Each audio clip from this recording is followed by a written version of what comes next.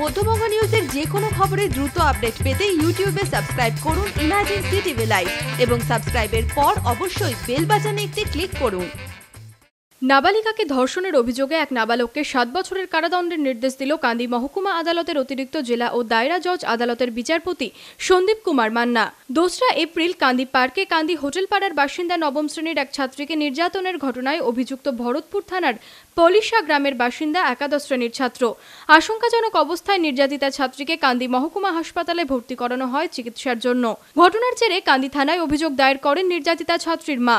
কান্দি থানার পুলিশ ঘটনার তদন্ত শুরু করে অভিযুক্ত নাবালককে গ্রেপ্তার করেছে।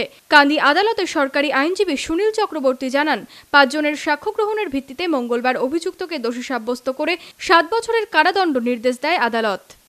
2-4-18 তারিখে বিকাল 5টার সময় দিশা সুলতানা নাবালিকাকে কান্দি রাজা মঞ্জুর ছাত্রী তাকে তুলে নিয়ে গিয়েছিল পুলিশের একজন যুবক।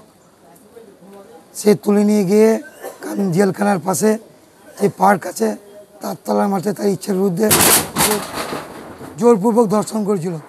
তার পরিপ্রেক্ষিতে সে 3-4-18 তারিখে তাকে পুলিশ গ্রেপ্তার করে। তারপর গ্রেপ্তার করতে হাজত ছিল।